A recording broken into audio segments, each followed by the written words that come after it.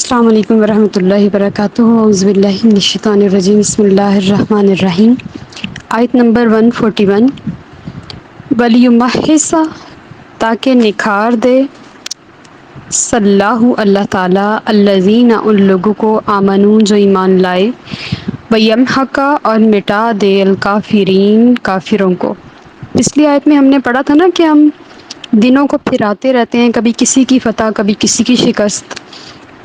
تو جب مسلمانوں کو شکست ملے تو مسلمان نکھرتا ہے، یہ نہیں ہے کہ وہ اللہ سے دور ہو جاتا ہے بلکہ وہ اللہ کے قریب ہوتا ہے، وہ معافی مانگتا ہے۔ تو اللہ تعالیٰ فرماتے ہیں کہ یہ فتح و شکست اس لیے رکھی ہے کہ بندہ اپنے رب کے قریب ہو، اللہ مسلمانوں کو ایمان والوں کو نکھار دے اور کافروں کا جو کفر ہے اس کو ختم کر دے، مٹا دے۔ تو اس میں ہمارے لیے یہ حکمت اللہ پاک نے بیان فرما دی۔ آیت نمبر 142 ام حسبتم کیا تم گمان رکھتے ہو ان تدخلوا الجنت کہ تم داخل ہو جاؤ گے جنت میں، ولما حالانکہ یعلم اللہ نہیں جانا اللہ تعالیٰ نے الذین ان کو جاہدوا منکم جنہوں نے جہاد کیا تم میں سے، ویعلم الصابرین اور جانا ہی نہیں صبر کرنے والوں کو۔ اب یہاں پہ ہم اللہ تعالیٰ کے علم کا احاطہ نہیں کر سکتے، نہ ہی اس کے اوپر اعتراض کر سکتے ہیں۔ آیت کے مفہوم کچھ اور ہیں، علماء نے اس کے اوپر بڑی بحث کی ہے اور بڑی تفصیل کے ساتھ اس کے بارے میں بیان کیا ہے بات کہ اللہ تو سب کچھ جانتا ہے، اس کا علم تو ازلی ہے، ازلی علم جو ہمیشہ سے، اس سے پہلے سے ہی معلوم ہو گیا۔ اب ہمیں تو نہیں پتا ہمارے ساتھ آگے کیا ہونے والا ہے، چلیں اگلے 1 گھنٹے میں ہم کیا کس فیز سے گزرنے والے ہیں، لیکن وہ رب کل جہاں سب جانتا ہے، اور تا قیامت اور بعد از قیامت اور بعد از جنت اور دوزخ تب بھی وہ سب جانتا ہے۔ یہاں پہ یعلم اللہ سے مراد اولیاء اللہ ہیں، تاکہ اولیاء اللہ جان لیں، تاکہ صحابہ ہیں وہ جان لیں، کیونکہ جنت اتنی آسان نہیں ہے۔ ایک ذرا سا گندم کا حلال دانہ کھا کے اگر کوئی شخص جنت سے نکلوایا جا سکتا ہے تو آپ دیکھیں کہ اس کو حاصل کرنا کتنا مشکل ہے۔ تو ہم یہ گمان کرتے ہیں کہ ہم تو پکے جنتی ہیں، ادھر سے مرے ادھر سے سیدھا جنت کے دروازے ہمارے لیے کھلے ہونے۔ ہم اپنے اعمال کو تو ٹٹولتے ہی نہیں ہیں، ادھر تو ہم دیکھتے ہی نہیں۔ اللہ تعالیٰ ہمیں یہ بتا رہے ہیں کہ آپ اتنا یہ گمان کرتے ہو، ایسے ہی جنت میں چلے جاؤ گے۔ حالانکہ میں نے احد کے دن کو اس مشکل میں اس لیے ڈالا تھا تاکہ میں جانوں کہ کون میرے محبوب کے لیے کھڑا ہوتا ہے۔ صحابہ اکرام نے حضور اکرم صلی اللہ علیہ وسلم کے گرد دائرہ بنا لیا تھا اور وہ اپنے ہاتھوں پہ تیروں کو روک رہے تھے، اپنے سینے پر تیرے کھا رہے تھے، اور حضور کو ہلکے میں لے لیا ہوا تھا کہ ہمارے نبی کو کچھ نہ کہا جائے۔ تو یہ جہاد تھا، یہ صبر تھا، اپنی ذات کو نبی کریم صلی اللہ علیہ وسلم کے لیے ڈھال بنا لینا۔ کیا مقام و مرتبہ ہوگا ان کا جنتوں میں۔ تو یہ صبر تھا، یہ جہاد تھا جو انہوں نے اس دن کیا۔ اللہ تعالیٰ فرماتے ہیں یہ دن میں نے رکھا اس لیے تھا تاکہ میں جان لوں اور تاکہ دنیا جان لے، ہم سب جان لیں۔ اللہ تو پہلے سے جانتا ہے، ہم سب جان لیں کہ جنت کس کی منتظر ہے اور کون اس کا مستحق ہے۔ تو جنت اتنی آسان نہیں ہے۔ اگر ہم غزوہ احد سے ہٹ کے بھی اس آیت کو لیں تو 5 نمازیں پڑھ کے، کچھ روزے رکھ کے، قرآن پاک کی تلاوت کر کے ہم خود کو جنتی خیال نہ کریں۔ اس میں بہت ساری گھاٹیاں ہیں، اس میں بہت سارے نشیب و فراز ہیں۔ دانا کا قول ہے کہ جنت 2 قدم ہے، ایک اپنے نفس پہ رکھ لو تو دوسرا جنت میں ہوگا۔ تو نفس کے پہ قدم رکھنا کتنا سخت ترین ہے۔ کوئی شخص کھائے پیے سوئے جاگے لباس یا ضروریات زندگی کے بغیر یا لیوش کے بغیر کیسے جی سکتا ہے؟ مرے ہوئے شخص کو تو کسی چیز کی ہی ضرورت نہیں، سب کچھ زندہ کے لیے ہے۔ اسے اپنے ارد گرد ہر چیز چاہیے، اپنا لائف سٹائل مینٹین کرنے کے لیے اسے سب کچھ چاہیے۔ تو نفس پہ ہم قدم رکھ ہی نہیں سکتے تو بتائیں پھر جنت اگلے قدم پر ہے؟ بس اگر وہ اپنی رحمت سے بخش دے تو اس سے کوئی پوچھنے والا نہیں، اور اگر وہ نہ بخشے تب بھی کوئی اس پہ اعتراض کرنے والا، اس سے سوال کرنے والا آج تک پیدا ہی نہیں ہوا۔ نہ ہی وہ کبھی کرے گا، وہ تو بادشاہ ہے، بس وہ اپنے فضل فرمائے، وہ عدل نہ کرے، وہ فضل کرے۔ آمین۔ آیت نمبر 143، وَلَقَدْ كُنْتُمْ، اور تم تو تمنون آرزو کرتے تھے، الموت، موت کی، من قبلی، اس سے پہلے، ان تلقوہ، کہ تم اس سے ملاقات کرو، فقد رأیتموہ، سو اب تم نے دیکھ لیا، وانتم تنظرون، اور تم آنکھوں سے دیکھ رہے تھے، مشاہدہ کر رہے تھے۔ دیکھیں، موت مانگنا اور چیز ہوتی ہے اور موت کا سامنا کرنا اور چیز ہوتی ہے۔ جو پہلے کہتا ہے نا کہ ابھی موت آ جائے اور موت آ جائے اور ہم مر جائیں، جب وہ موت کو سامنے دیکھ لیتا ہے، اس کی زبان گنگ ہو جاتی ہے، اس کے پاس کچھ رہتا ہی نہیں ہے۔ تو آرزو اور چیز ہوتی ہے، سامنے موت کھڑی دیکھنا اور چیز ہوتی ہے۔ تو اللہ تعالیٰ فرما رہے ہیں پہلے تو تم موت کی آرزو کیا کرتے تھے، اب اس سے ملاقات کر لی ہے تو دیکھو، جس کو تم نے اپنی آنکھوں سے مشاہدہ کیا۔ ظاہر ہے میدان جہاد تھا، کسی بھی ٹائم کوئی بھی تیر کچھ بھی آ کے لگ سکتا تھا، اور انسان ایک تیر کے فاصلے پر تھا، اس کی جنت اور اس کی زندگی اور موت کا فیصلہ۔ تو اللہ پاک نے موت کو سامنے کھڑا کر کے دکھایا، اب آرزو کرو موت کی۔ اب تو کوئی نہیں مرنا چاہتا نا۔ پہلے جو بے شک زندگی کے جتنے بھی مصائب ہیں، آلام ہیں، جو کچھ بھی ہے، انسان بے اختیار کہتا ہے یا اللہ قبر میں ہی سکون آنا ہے، تو بس اب موت ہی چاہیے۔ لیکن جب موت سامنے آ جاتی ہے تو بندے کا وہ اختیار، وہ بات، وہ سب کچھ بھول جاتا ہے جو اس نے کبھی کہی ہوتی۔ یہ وہ شخص جانتا ہے جو اس سے گزر کے چلا جاتا ہے۔ یہ ایک کٹھنائی ہے، ہماری روح ہمارے جسم میں آ تو آسانی سے جاتی ہے اور ہمیں اس کا ادراک نہ اس کا کوئی پتہ چلتا ہے کہ کب ہم ماں کے پیٹ میں روح بن گئے، لیکن جب جاتی ہے تو پھر بہت اچھی طرح بتا کے جاتی ہے۔ اللہ پاک ہماری موت کو بہت آسان فرمائے، آمین۔ آیت نمبر 144، وما محمد، اور نہیں ہے محمد صلی اللہ علیہ وآلہ وسلم، الا رسول، مگر اللہ کے رسول، قد خلت، گزر چکے، من قبل ہی، آپ سے پہلے، رسول، کئی رسول، یہ رسولوں کی جمع ہے لفظ رسول۔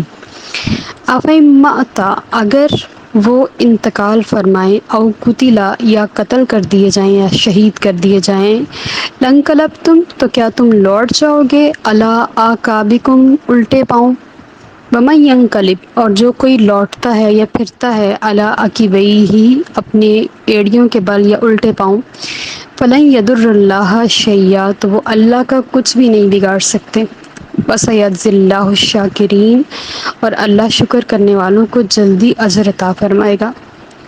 یہ قرآن پاک میں پہلی بار لفظ محمد سورہ آل عمران میں پارہ نمبر 4 میں اللہ پاک نے بیان فرمایا ہے۔ اور محمد اور اللہ کے بارے میں اگر ہم آج بات کر لیں تھوڑی سی، تو اللہ کے بھی 4 حروف ہیں، ایک لام کے اوپر شد ہے، اور محمد کے بھی 4 حروف ہیں اور ایک میم کے اوپر شد ہے۔ لام اور میم بالکل عربی اور اردو لغت میں ساتھ ساتھ الفاظ ہیں، اور یہ دونوں جو الفاظ ہیں اللہ اور محمد، یہ دونوں بے نقط ہیں۔ بے نقط مینس ان میں کوئی نقطہ نہیں ہے۔ جو الفاظ نقطوں سے بھرے ہوئے ہوتے ہیں، وہ ان کی وہ ویلیو نہیں ہوتی جو بے نقط الفاظ کی ہوتی ہے، وہ بلند ہوتے ہیں۔ جو نقطہ ہے وہ تنقیص کو ظاہر کرتا ہے، تنقیص مینس کے کمی کو۔ جو بے نقط الفاظ ہوتے ہیں وہ بلند درجہ ہوتے ہیں، بلند مرتبے والے ہوتے ہیں۔ اور اس کے بھی 4 ہیں، اس کے بھی 4 ہیں، اس میں 2 لام ہیں، اس میں 2 میم ہیں، قدریں مشترک ہیں، ان میں دوریاں نہیں ہیں، پاس پاس ہیں۔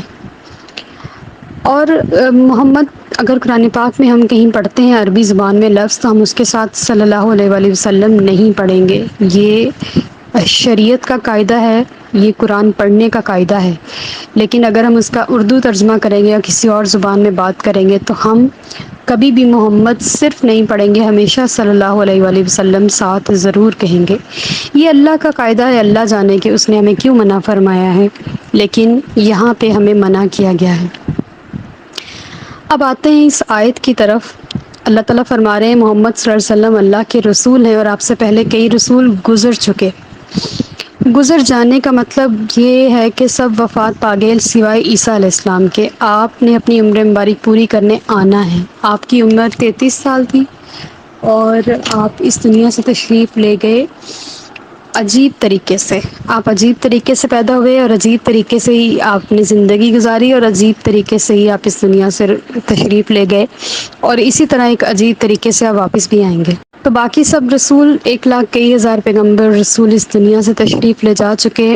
اس آیت کو اگر ہم واپس غزوہ احد والی سائڈ پہ لے جائیں تو ہمیں سمجھنے میں آسانی ہو جائے گی.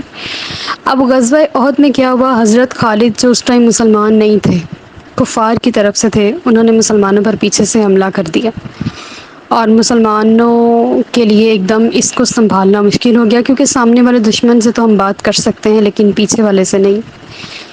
تو ابن کمیہ جو تھا اس نے پتھر مار کے نبی کریم صلی اللہ علیہ وسلم شدید زخمی کر دیا اور افواہ اڑی کے حضور شہید ہو گئے. تو بس یہ افواہ اڑنے کی دیر تھی کہ مسلمانوں کے حوصلے پست ہو گئے اور مسلمانوں نے، کمزور دل مسلمانوں نے کہنا شروع کر دیا کاش عبداللہ بن ابی ابو سفیان سے مدد طلب کر لے، امان لے لے. اور بعض منافقوں نے یہاں تک کہہ دیا کہ اگر یہ حضور نبی ہوتے تو شہید کیسے ہوتے، آؤ اپنے دین کی طرف واپس چلیں. لیکن جو صحیح العقیدہ مسلمان تھے، صحابہ تھے، حضرت انس بن نضر، انہوں نے کہا کہ جب جس مقصد کے لیے حضور نے اپنی جان قربان کر دی، آؤ ہم بھی اس مقصد کے لیے اپنی جان قربان کر دے. یہ کہتے ہوئے کفار پہ حملہ کر دیا. اتنا لڑے کہ جام شہادت نوش کر لیا. اب جو نو مسلم تھے، یعنی کہ نئے نئے مسلمان ہوئے تھے، انہوں نے نبی کریم صلی اللہ علیہ وسلم کی شہادت کی خبر سن کے جو کمزوری دکھائی، اللہ نے ہمیں ان سے منع فرمایا ہے کہ نبی کریم صلی اللہ علیہ وسلم تمہارے رسول ہیں، اگر وہ اس دنیا سے چلے جائیں، اللہ نہ کرے، تو کیا تم اپنے دین پر واپس پھر جاؤ گے؟ اپنا دین اسلام چھوڑ دو گے؟ یا باقی انبیاء کرام اگر چلے گئے ہیں تو کیا ان کی امتوں نے اپنا اپنا دین چھوڑ دیا ہے؟ جو اپنے پرانے دین کی طرف واپس چلا جاتا ہے وہ اللہ کا کچھ نہیں بگاڑ سکتا، وہ اپنے آپ کو ہی نقصان پہنچائے گا. اور اللہ تعالیٰ شکر کرنے والوں کو زیادہ اجر عطا فرماتا ہے. آیت نمبر 145، وما کانا لنفس، اور نہیں ہے کسی جان کے لیے، کسی شخص کے لیے، کسی آدمی کے لیے، ان تموتا کہ وہ مرے، الا باذن اللہ مگر اللہ کی اجازت سے، اللہ کے حکم سے. کتاباً لکھی گئی ہے، معجلاً اس کا موت کا وقت لکھا ہوا ہے، مقرر ہے. ومن یرد، اور جو چاہتا ہے، ثواب الدنیا، دنیا کا ثواب، نؤتیہ منہا، ہم اسے اس میں سے عطا فرماتے ہیں. ومن یرد، اور جو چاہتا ہے، ثواب الآخرات، آخرت کا ثواب، نؤتیہ منہا، ہم اسے اس میں سے عطا فرماتے ہیں. وسنجزی الشاکرین، اور ہم زیادہ اجر دیں گے، جلدی اجر دیں گے شکر گزار بندوں کو. اب جب زندگی اور موت کا وقت ہی مقرر ہے تو پھر بزدلی کیسی؟ جب ہمیں پتہ ہے میدان جہاد میں آنی ہے تو بزدلی کیسی؟ اور جب پتہ ہے نہیں آنی تو پھر ہمت سے لڑتے رہو. اب اگر بندے کو پتہ ہے کہ اس کی موت کا یہ دن ہے تو وہ جہاں مرضی چلا جائے، جس مرضی خیمے قلعے میں جا کے چھپ جائے، زمین کی جتنی مرضی تہوں میں، آسمان کی جتنی بھی بلندیوں میں چلا جائے، جب وقت ہی لکھا گیا ہے تو آنی ہی ہے. جیسے حضرت ادریس علیہ السلام کا کوئی فرشتہ دوست تھا تو اس نے آپ کو اپنے پروں میں چھپا لیا اور آسمان کی طرف لے گئے. اب آسمان پہ جا کے وہ سیر کر رہے ہیں تو ادھر سے اللہ پاک نے فرمایا کہ ادریس علیہ السلام کی روح قبض کر لی جائے. تو وہ ان کی روح قبض کر لی گئی. اب وہ فرشتے کے پروں کے اندر ہیں، چھپے ہوئے ہیں، زمین و آسمان میں کہیں نہیں ہیں، چوتھے آسمان پر تھے، تو آپ کی روح قبض کر لی گئی.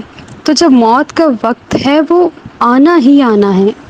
اب حضرت ادریس علیہ السلام کی دنیا میں کوئی قبر نہیں ہے، آپ دنیا میں کہیں ہیں ہی نہیں، آپ جنت کے دروازے پر بیٹھے ہیں. وہ جنت کے دروازے کے باہر ایک درخت ہے، اس کے اوپر بیٹھے ہوئے ہیں. جب نبی کریم صلی اللہ علیہ وسلم جنت کا دروازہ کھولیں گے قیامت والے دن اور آپ پہلے تشریف لے جائیں گے اندر، اس کے بعد وہ داخل ہوں گے.